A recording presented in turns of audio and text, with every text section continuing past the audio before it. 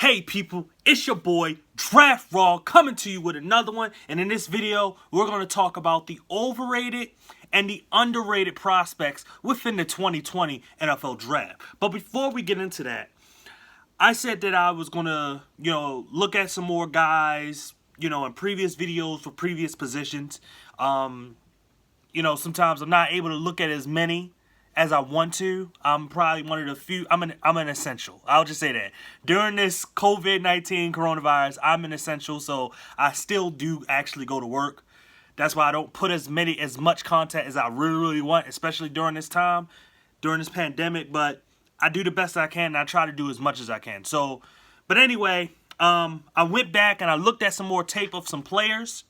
And so I wanted to talk about some of them just a little bit. I'm not going to try to go too long on that. And then we're going to really get into the overrated and the underrated players within the 2020 NFL Draft. So I went back and I looked at some guys that are considered sleepers by some people. And I looked at a bunch of different names, looking at the game tapes. And I literally only came around with 7 guys that I think was worth noting. Okay, and it was at least like maybe 20, 25. It was somewhere in that number, but I came around with just 7 that I was definitely like, okay, they are sleepers and underrated prospects. These are the prospects that we're going to see probably get drafted within the 3rd, 4th, or 5th round. I don't think some of them may actually even go undrafted, but these are the prospects that I ended up at least liking something that they did within college football. So let's just start. Jeremy Chinn. Now, people do know who Jeremy Chinn is. They're starting to know his name more. Jeremy Chinn plays fast. He's a solid open field tackler. He loves attacking the line of scrimmage. And to me, though, I feel as though he's a strong safety in a free safety body. And what I mean when I say that is that I don't believe he's even at 200 pounds, which is bad for safety. To me, you have to at least be 200 pounds, unless your body just doesn't carry it. I mean, the simple fact is that the guy's about 6'2", 6'1", 6'2". 200 pounds is, you got to be that. If he's like 5'9", he's 190. I'm not going to trip about it. But for a guy like Jeremy Chinn, he definitely has to be that, to that point. And like I said, I feel as though he's a strong safety that plays in the free safety body. I just feel as though he's a strong safety prospect. Like I said, he loves attacking the line of scrimmage and everything. There's not a lot of things that I think that he's going to do when he comes to the NFL that says free safety. I know that he plays fast, but to me, him attacking, it reminds me of Darnell Savage from last year's draft that got drafted by the Green Bay Packers. He reminds me of him just a little bit, and I think actually they probably line up well with height, weight, speed, everything. So I just think that that's what the type of player is, and Darnell Savage was definitely a strong safety. So I just wanted to put him out there and tell you what I saw when I watched the tape. Nothing else was about him, and I don't want to say a bunch of cons about these players neither. I just want to go straight to the pros. So next we're going to talk about Geno Stone, coverage safety that needs to learn to wrap up. He attacks the line of scrimmage as well, but when he attacks the line of scrimmage, it's not the way that Jeremy does. It's like kind of a little bit hesitant, or it's in a way where he doesn't see it exactly. He's just kind of running there just to make sure he gets there. But it's not to a point where I saw with like a Jeremy Chinn or another guy I'm going to talk about at the safety position. But I do feel as though he's a versatile safety when it comes to that.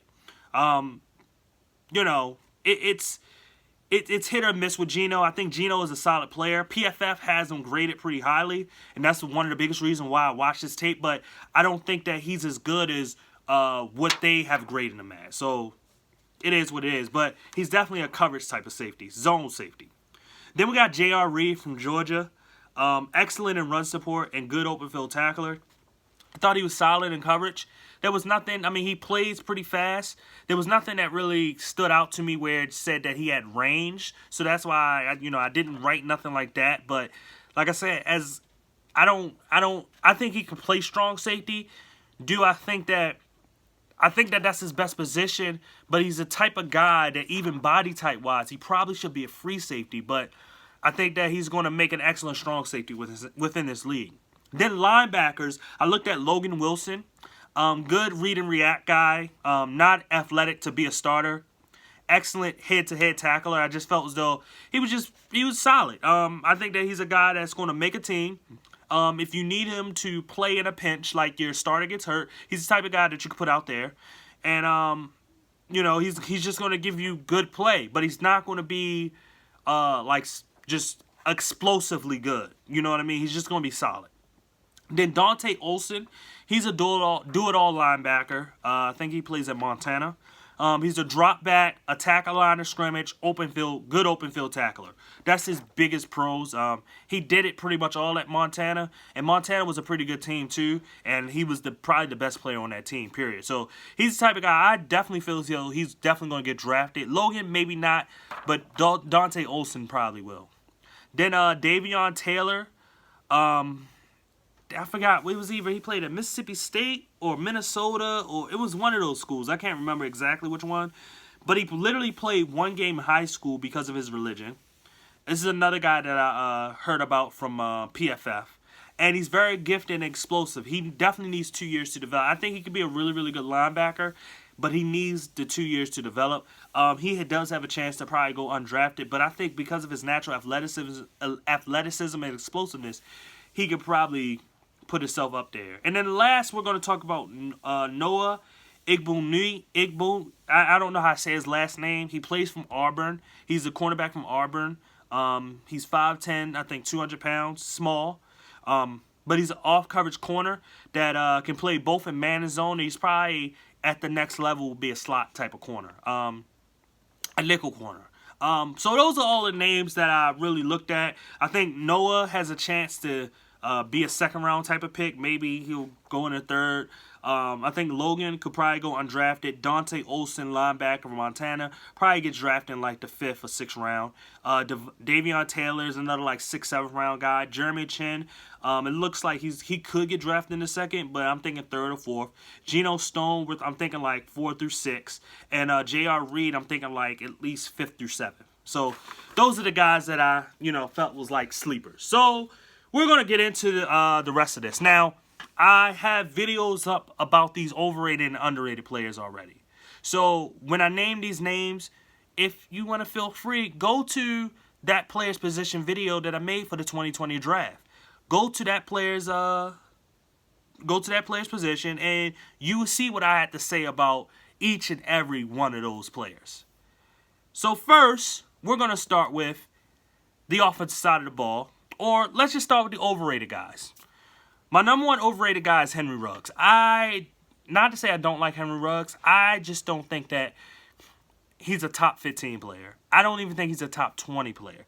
I think that he's probably still first rounder, but I think he's more of a maybe top 25. I think he's a late round guy. I think that he's a Deshaun Jackson, Tyreek Hill type of guy. You would say, even with Tyreek Hill, he could have been a first rounder. But when you think about the skill set and what Tyreek Hill is now was different from when he was drafted. He got better. So there's a chance for these players to get better, and that's with any draft. But when I look at Henry Ruggs, I just look at a straight up just deep threat guy. I don't know. I think that he's a solid route runner. I think he's got pretty solid hands, but nobody challenged him in college. And the last time I see a guy not get challenged was Sammy Watkins, and I had Odell Beckham Jr. as the best receiver in that draft class, and Sammy Watkins got chosen first, and Odell is the best receiver in that draft class. So you see where I'm coming at when I'm looking at this. But Henry Ruggs is I think, like I said, I think he's still solid. I just don't think that he should be drafted that high or looked at as being one of those guys where it's just like, after CeeDee Lamb and Jerry Jeudy, it's Henry Ruggs and he's the guy. Like, I do feel as though there are better receivers than him.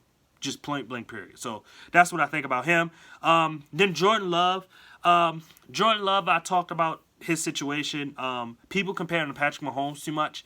And I don't like those trend stuff. A lot of times when certain players coming out of college follow trends in terms of they say that, this person is the next that.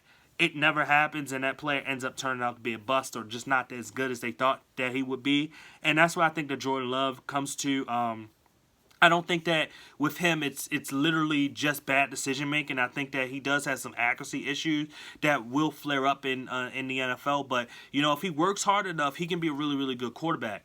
the question is that, when he played against actual big time top 25 teams, he didn't win not one of those games. So that's going to be a concern to me, where it's just like, well, you're playing against NFL defenses, and you're not doing that type of good. You're not doing that good. So you kind of question how good is he as a player, and those accuracy concerns will show up, and even the decision making of him putting pressure on himself to try to be better or to be good that season because he didn't have the supporting cast. Next one, Tristan Wirfs. No, not an offensive tackle. He has to be a guard. I don't know why. Just because he had a good combine doesn't mean that he's the best offensive lineman in the draft. I do feel as though he's a first rounder, but I don't feel like he's a top 10 pick. I think that if you were looking at him as a guard, I think he's probably top 15. I'll definitely say that. Maybe even top 10. I wouldn't be mad if a team chose him in the top 10 to be a guard. But to be a tackle, no. And especially to try to be a left tackle, maybe you should try him at right tackle and see what happens. But this guy's a guard. And to me, not to say I don't value guards higher, but I feel as though you can get a guard within any point of the draft. You don't have to get one within, unless they're just special. So, but that's just me. Another guy, Nite Mutai, no. He's got a lot of stuff he needs to work on. His footwork is absolutely terrible. He's a powerful guy, but he lunges a lot. He doesn't know how to block technique-wise. I just think that he's an overrated prospect. I haven't seen many times now, because I've seen him in the first round before, maybe a month ago, and now I haven't seen him in the first round as much, so it's kind of dwindling down on him. But at one point, he was getting that hype, and I just didn't like it. Another one. We're going to, still on offense, we're going to Anthony Gordon. No. And I talked about him in my quarterback video as well. It's not there for me when it comes to him. It's really not there. Anthony Gordon, he can be accurate, but he's an arm thrower. And within the NFL, and some decisions that he's made, there's certain interceptions that he's thrown where it's just like, why did you throw that? You didn't even make the right read. And it's one of those things where I think that he gets hyped up because he's a quarterback. He comes from a school that, just like Oklahoma, they put out, Luke Falk and Gardner Minshew. And those guys weren't top picks, but it helps his case along, where it's just like, well, we've seen Gardner Minshew play pretty good, so this is another guy that's coming in. Maybe he's going to be just as good, and it's not it. I don't think this guy has it. I don't think he can be a starting quarterback in the NFL, but I think he'd be a solid backup. But I think he's overrated. Next, we're going to talk about, before I get to the last person, actually, I want to go to Terrell Lewis. Terrell Lewis was getting first-round consideration, and then it dropped a bit. But with Terrell, I like Terrell because of his height, weight, speed. But he doesn't show it all the time. And maybe the injury has hurt him a little bit. Maybe that's the reason why. But it's like the hype that Tim Williams was getting coming out of Alabama. And Tim Williams went into the third round, got to the NFL, and literally did absolutely nothing. And I was a big fan of Tim Williams. I was happy when the Baltimore Ravens drafted him, and he just did absolutely nothing. And Terrell Lewis may have that same fate. Now, like I said, I don't like following trends, so maybe Terrell Lewis can turn out to be better than that. But a lot of times when you don't have that great production, you won't turn out to be that well. I mean, the only guy that I know that didn't have great production, had that type of size, was what's his name to play for the Vikings? I'm forgetting the boy's name, but it's a guy that plays for the Vikings, and he is an absolute beast. He went to Tennessee. Danielle Hunter. He went to Tennessee, and he's an absolute beast. And maybe you can turn Terrell Lewis into Danielle Hunter, but I don't think so. Last person I want to talk about is Patrick Queen. Patrick Queen for the overrated list. No. No. And it's not him being over. I think that he still is a type of first-round pick. I just don't think that he should go as high as people think, or he's the best linebacker in this class.